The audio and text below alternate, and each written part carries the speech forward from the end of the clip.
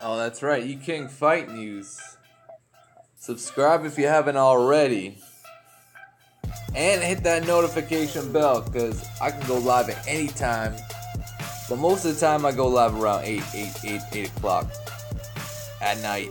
I try to get that in once a week. But anyways, let's talk about Guillermo Rigondeaux, where he's going to go in from here. There are lots of fights out there, and there's still a lot of guys that may or may not be ducking Rigondeaux. The aura of invincibility has been lifted off of Rigondeaux due to him retiring against Lomachenko. There's certainly not that fear anymore. I'd be shocked if fighters were still trying to duck Rigo like that. Even though they probably could, he still brings a lot to the table. Like it or not, he provided Lomachenko his best ratings. This guy will bring attention to any fight he comes into, and a guy like Carl Frampton, I think, is who Rigondeaux should target next. That's the guy that always, that's really the guy Rigondeaux was calling out at 122 to 126. He wanted that Frampton fight. He even went over to the UK to fight Jazza Dickens in an effort to get his name known out there, and that was with your boy Frank Warren. Frank Warren, I believe, has always had Carl Frampton under his promotional banner. Correct me if I'm wrong. Unless Carl Frampton signed to him recently, because I think Carl Frampton had a stint with Eddie Hearn. Oh, but I don't remember off the top of my head. I know for sure right now, Frank Warren is with Carl Frampton. Absolutely, he's with him right now, and the word is he's trying to fight Nonito Donaire, of all people, in Belfast, Ireland. And I think Rigondeaux's got to put his name in that hat, man. He's worked with Frank Warren before. I'm sure Guillermo Rigondeaux has no problem going over to Ireland to fight. He's done it before. He knocked out Willie Casey in it was the first or second round knockout. I believe it was just a 1-round demolition of Willie Casey. Made him look foolish in there and KO'd him in front of all his fans. It's quite embarrassing, and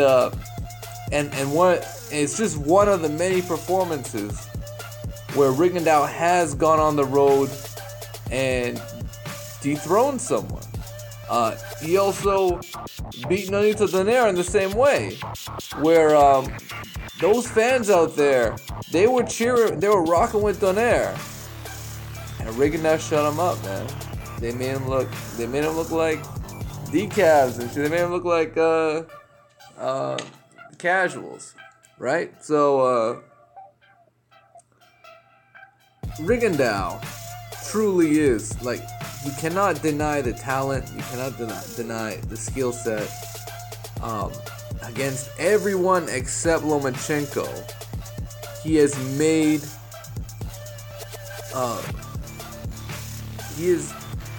decisively beaten them all. I know he had, not the best performance against Adrian Francisco. Not the best. But you know what Bernard Hopkins said? You win this fight, you look good on the next one. Or you look good, win this one, and then something like that. Is win this one, and fight like a warrior in the next one. Some shit like that. I don't know, Bernard Hopkins, he tripping sometimes. So. Anyways, if you remember that phrase, put that shit in the comment section. Guillermo Rigondeaux, target Carl Frampton, call him out. That's what I would do.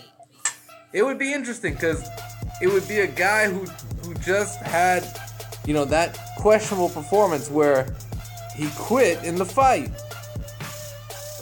And what a way to put your name back in the headlines if he called out Carl Frampton to what would be a very highly anticipated, it would be another highly anticipated fight. I would love to see Rigondeaux go fight Frampton in Ireland or wherever. He even mentioned it in his social media a little while back when I think it was when, I don't know, he was just showing a bunch of Irish fans. I think it was around the time where Carl Frampton was fighting. He was like, these Irish fans, man, they're diehards, man. These are real fans, not the American, not like how boxing is in America now, where the local fans cheer for the foreigner instead of the American. Like, what kind of reverse patriotism is that? What kind of shit is that? But Guillermo Rigondeaux, that's what he should do. I believe Rigondeaux should target Carl Frampton, and that's the headline at Boxing Scene. Carl Frampton versus Nonito Donaire in play for Belfast, Ireland. Will Nonito Donaire go over to Ireland on the road? That would be very intriguing as well. Like, I have to say, that would just be a very exciting fight. But the Rigondeaux would have so much more at stake, and I think Rigondeaux would bring in more money, to be honest. Nonito Donaire is coming off a loss to Jesse Magdalena. I mean, Rigondeaux is coming off a fight with Vasyl Lomachenko, and he's getting a ton of hate for quitting in the fight. So, who do you guys think Carl Frampton should pick in this type of situation? Imagine if he had the balls to take Guillermo Rigondeaux, man.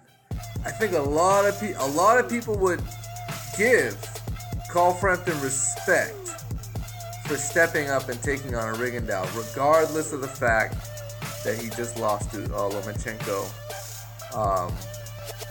And it would help his reputation. Unlike the Abner Morrises and Leo Santa Cruz, all the Mexican fan base, all of his fans know he ducked Rigondeaux. They cannot deny that. And it's like, how you put him up there? How you put a guy like some people might even have Leo Santa Cruz as one of the best fighters in the world. You actually could. Leo Santa Cruz is a solid fighter, but I don't rate him pound for pound. No one does, because they know he ducked Rigondeaux. That's pretty much the heart of the issue. And he fought Carl Frampton, and they're basically 1-1. So Guillermo Rigo, in the situation he's in, I think, he's gonna take some.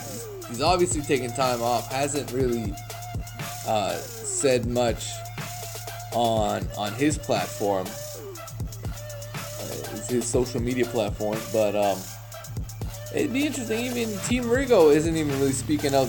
The one guy who reacted to the media was Pedro Diaz, who's Rigondeaux's trainer. And if Pedro Diaz is gonna be speaking on the Rigondeaux situation, what he may or may not do next, you should go ahead and call out Frampton and put that possible matchup in people's heads, and just let's see let's see if they can run with it.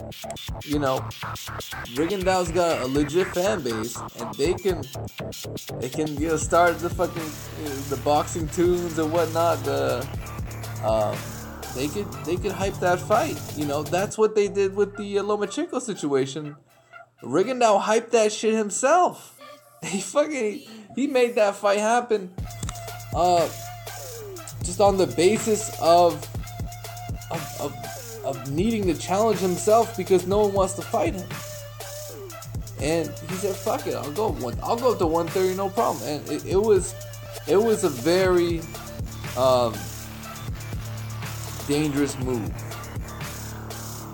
In my opinion, it's a bad example, but it's the only one I can think of, and that's when Arturo Gatti fought Oscar De La Hoya, and it was just a whitewash. Like it was just, and that was when Arturo Gatti was coming off some wins. He was looking good, but you knew he wasn't ready for no Oscar. He wasn't ready for that shit. He just got wiped out. And he had some moments, and he traded with Oscar a bit, he landed something, but Oscar took that shit like it was like pancakes or something. Like he didn't give a shit, man. Anyways, Oscar De La Hoya is a whole nother topic, but let me know what you guys think. You King Fight News, man. We're signing off.